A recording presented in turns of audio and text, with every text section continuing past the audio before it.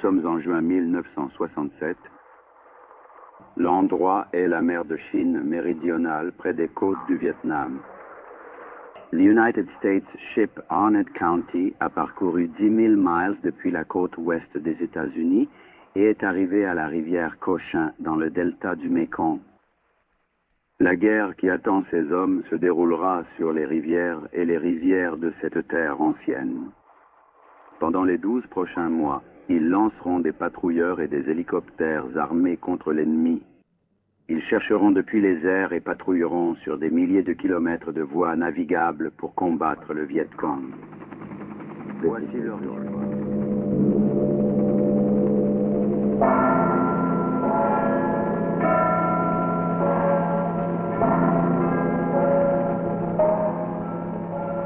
Cela commence ici sur la Terre, au milieu de la structure en dentelle des canaux et des voies navigables.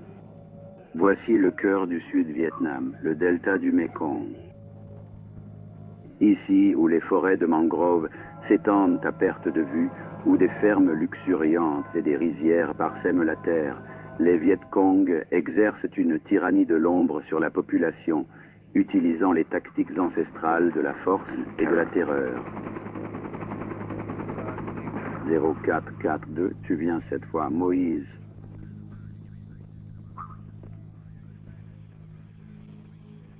Un 0354990.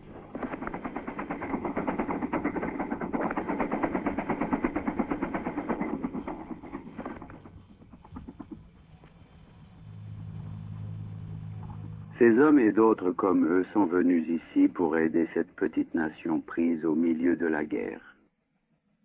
Et à une époque qui se vante de la science et de la technologie, ce qu'ils accompliront ici dépendra toujours du courage et de l'habileté de chacun d'eux. Le navire se trouve à 2 miles de l'embouchure de la rivière Cochin, à 2 miles de l'endroit où commence réellement sa mission. La navigation ici est dangereuse. Il y a un risque de s'échouer sur les banques traîtres et les hauts-de-fonds créés par la boue et le limon de la rivière. À ce danger s'ajoute le fait que les Viet Cong sont retranchés dans cette zone et jusqu'à présent ont parcouru ces eaux presque à leur guise.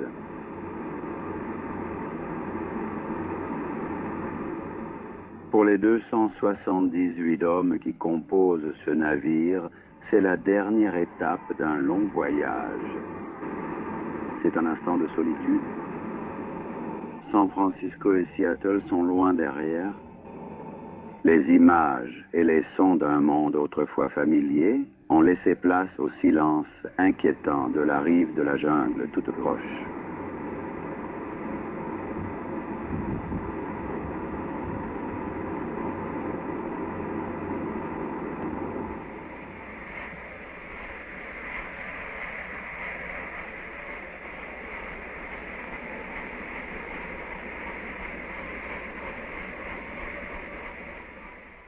Les premières patrouilles quittent le navire à l'aube et les hommes s'habituent à la routine qui régira leur vie dans les mois à venir. Des mots comme patrouille et reconnaissance, jadis liés à leur entraînement, deviennent ici sur la rivière partie intégrante de leur vie.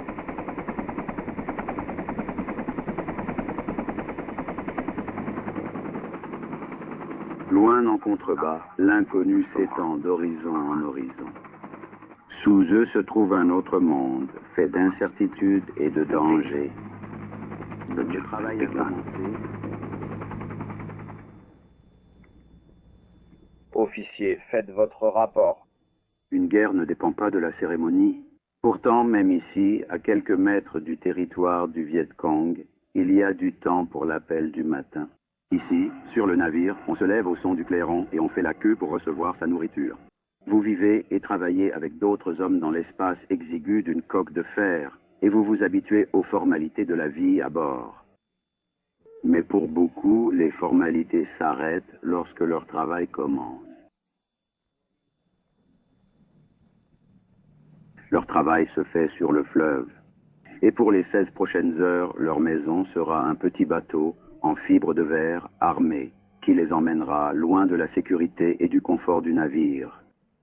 Leur mission est de fouiller, de patrouiller les voies navigables et les canaux du delta pour empêcher l'ennemi d'accéder au fleuve.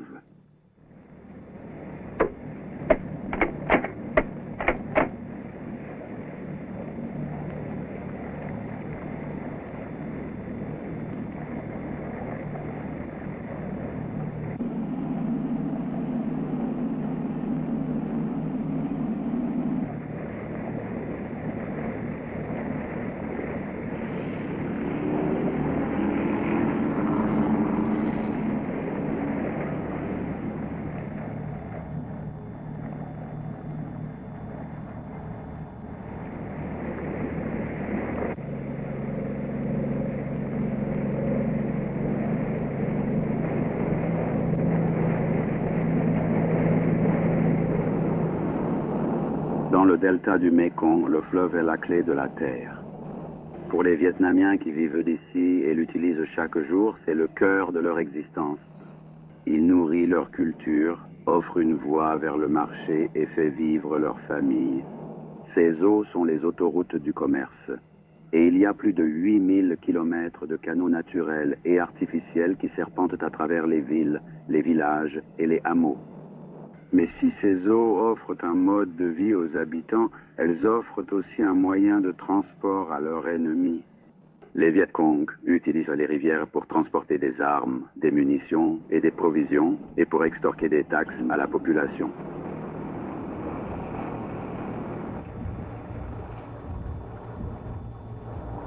Les Viet Cong ont utilisé des sampans à l'apparence innocente et même des enfants pour attirer les patrouilleurs dans des embuscades.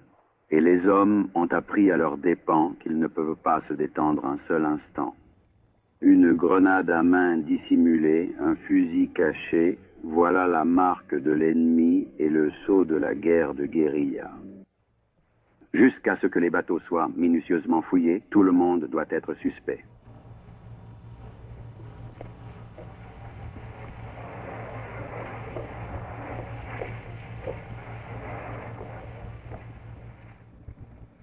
Il est parfois impossible d'identifier un Viet Cong à son apparence ou en lui parlant. Il ne porte pas d'uniforme, seulement les vêtements noirs des paysans. Donc tous les bateaux sur la rivière doivent être arrêtés et fouillés. C'est un travail fastidieux et dangereux. 200, 300 sampans sont contrôlés chaque jour. Tu parles avec les gens, tu écoutes leurs ragots et tu essayes d'obtenir des informations qui pourraient mener à l'ennemi. C'est comme un puzzle. Un homme avec une carte d'identité d'une province lointaine ou une femme portant trop de riz pour sa famille. Vous ne parlez peut-être pas très bien leur langue, mais vous voyez des choses, trouvez des indices et essayez de les assembler.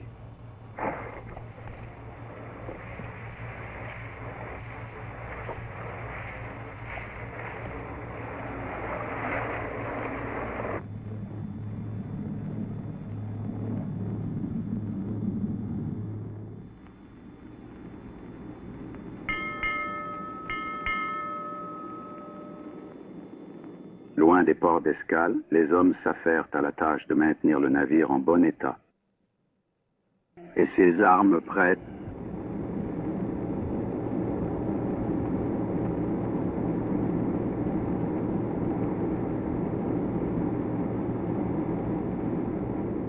la technologie a fourni les outils et la formation, mais ce sont les hommes qui fournissent le travail.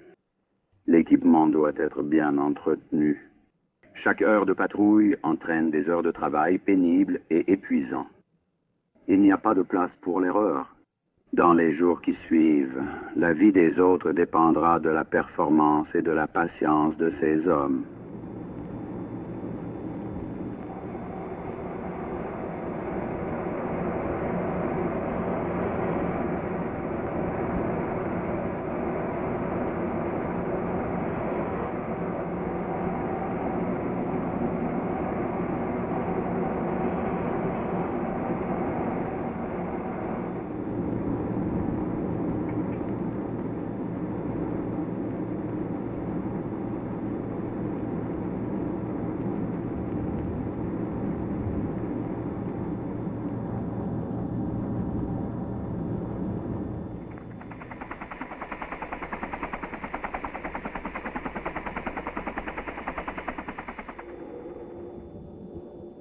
coin du pont principal, les hommes passent leur rare temps libre à jouer aux cartes, à répondre à une lettre en retard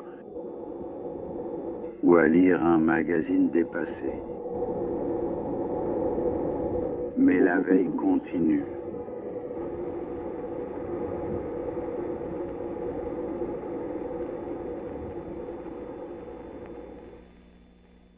Un navire de guerre moderne, c'est plus que des canons et des balles, de l'acier et du mazout. L'équipage a été formé pour assurer tous les services d'une petite ville. Le médecin de la marine est le docteur ici, et les médicaments ainsi que la médecine sont les outils de sa profession. Mais pour un peuple comme les Vietnamiens, un peuple qui vit dans l'ombre de la pauvreté et de la maladie, la médecine et des hommes comme les infirmiers de la marine offrent l'espoir d'une vie meilleure.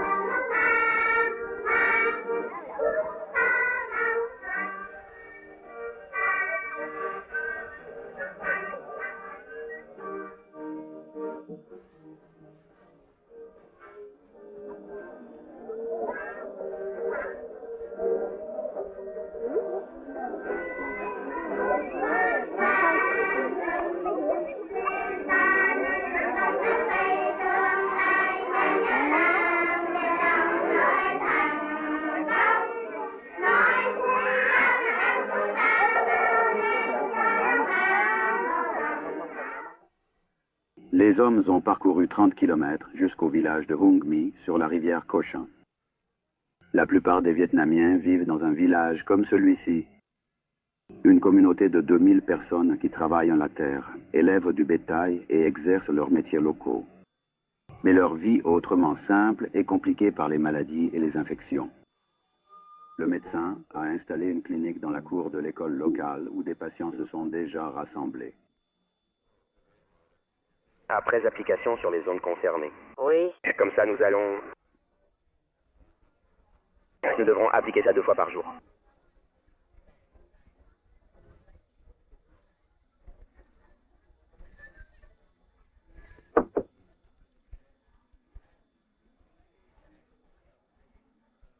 Ouais, enfin bref.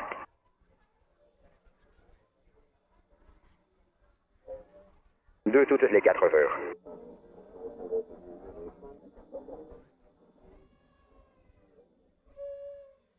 Est-ce qu'elle a un biberon? Est-ce qu'elle a un flacon de pommade?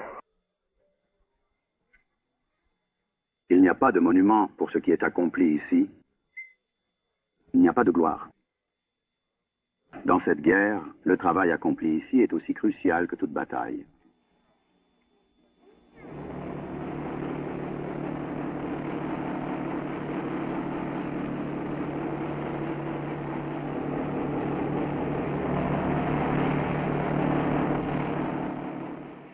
Le vent et la pluie s'immiscent dans la vie de chaque homme, trempant tout, usant les nerfs. Les pompes se bouchent, les moteurs tombent en panne, les munitions se corrodent et les canons rouillent. Pendant des jours, il n'y a aucune pause. Seul le bruit constant de la pluie contre le métal.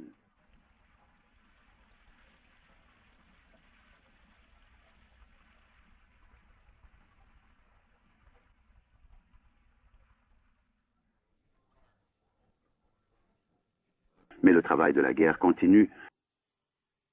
L'ennemi a tiré parti des rennes. 2 compagnies de Viet Cong ont été découvertes sur les rives du canal Balai, creusant des bunkers pour une embuscade. Le plan est établi. Des patrouilleurs traverseront le canal pour attirer l'ennemi et provoquer une rencontre. Les hélicoptères du navire resteront à bord, ravitaillés, armés et prêts à intervenir. Charlie dépensera un peu plus d'énergie qu'il ne l'a fait jusqu'à présent. Alors je veux que vous soyez extrêmement prudents sur les rivières.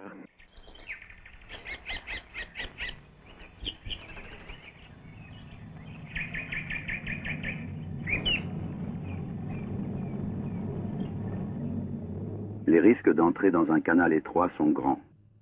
Ces zones d'eau peu profonde sont le refuge du Viet Cong.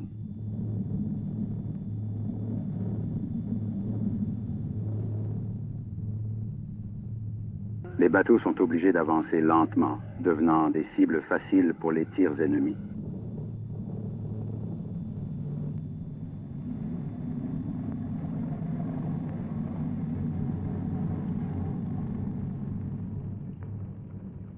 Les circonstances imprévues dictent souvent la stratégie. Malgré leur préparation et planification, les hommes doivent rebrousser chemin car l'eau est trop peu profonde. Ils doivent trouver un autre itinéraire.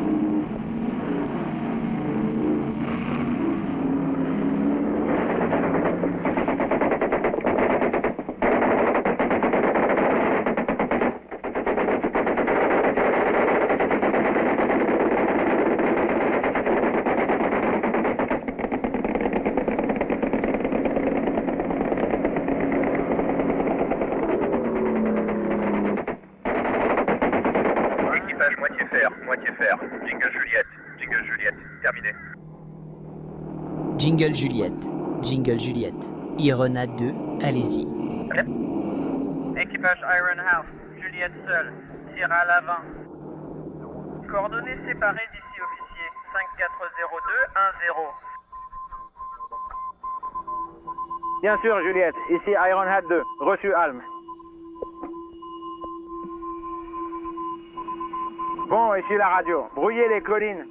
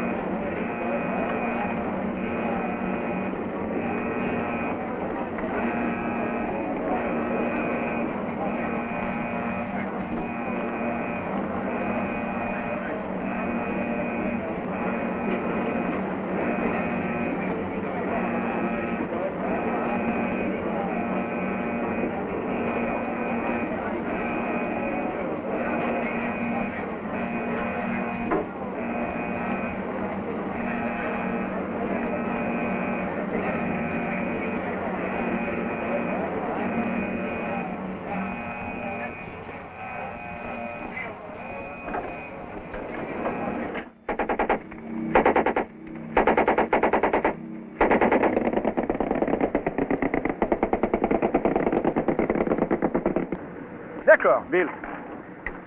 Vérifie la pompe d'alimentation en carburant. C'est bon. J'arrive à toute vitesse.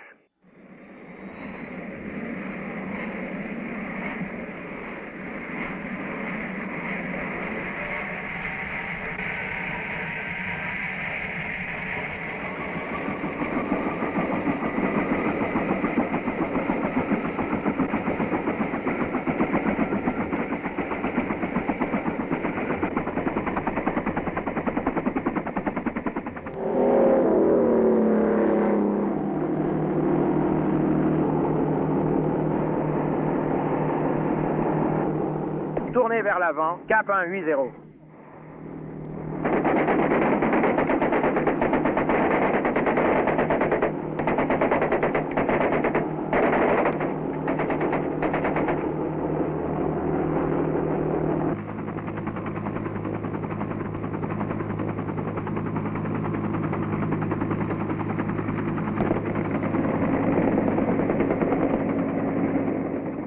Ici 043, Shady Reed. Ici 43, région 5. Quelle est la situation? Ici 43. Vous allez attirer beaucoup d'attention. Nous sommes toujours sous le feu. Des armes automatiques tirent depuis cette plage, monsieur. Ici 4-3. Avez-vous la fumée sur la plage? Reçu 6, la zone cible là-bas. Bien sûr, tout de suite. Non, ici Kilo. Nous ferons un bon passage.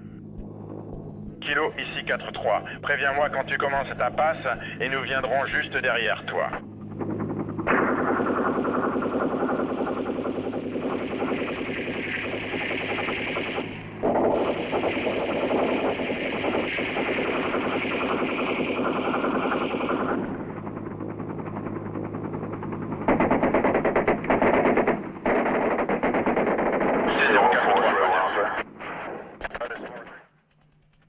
Je veux juste avoir une bonne position pour savoir d'où vient cette bobine.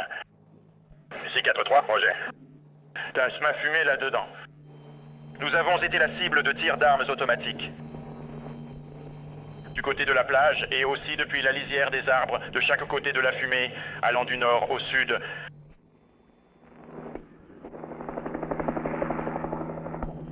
Ici 4-3. Soyez avisés. Ils ont un canon sans recul 1,57 là-dedans.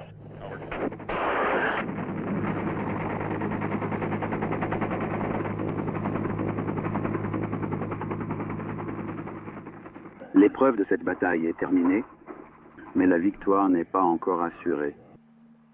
Il n'y a pas de repos maintenant pour ces hommes. L'ennemi s'est montré. Ils doivent agir rapidement, avec détermination, pour lui refuser son sanctuaire.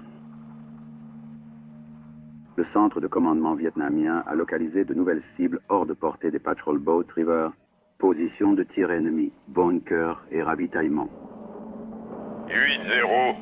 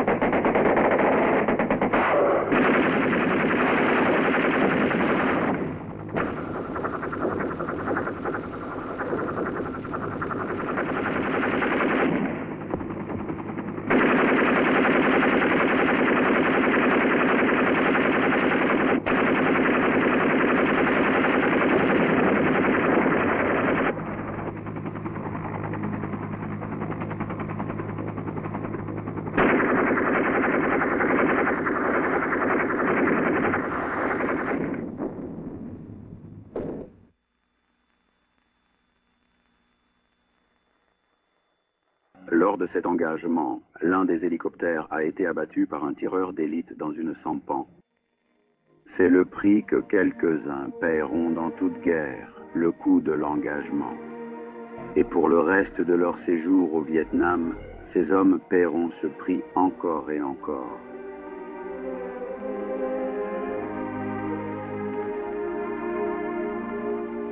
Ils ont affronté l'ennemi.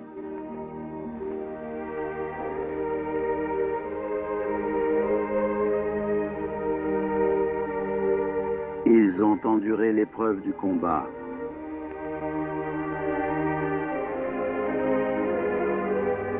Ils ont gagné leur insigne de courage.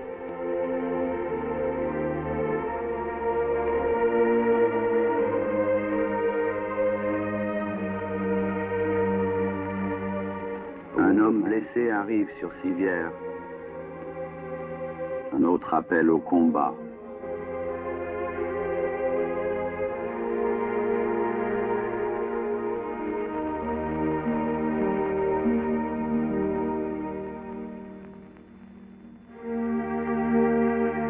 Des balles traçantes déchirent la quiétude d'un ciel crépusculaire, frappant l'ombre fugace d'un ennemi sans visage. La fumée et la flamme de la poudre brûlée. et l'obscurité des hommes en guerre.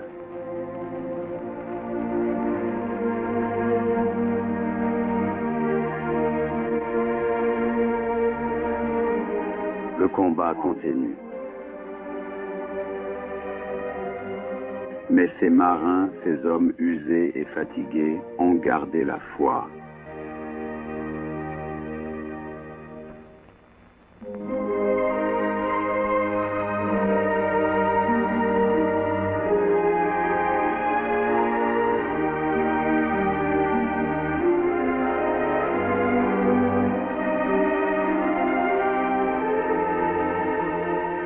Merci d'avoir regardé. Pour soutenir nos contenus historiques, aimez, commentez et partagez cette vidéo avec d'autres passionnés d'histoire. Et bien sûr, n'oubliez pas de vous abonner pour continuer à faire vivre l'histoire.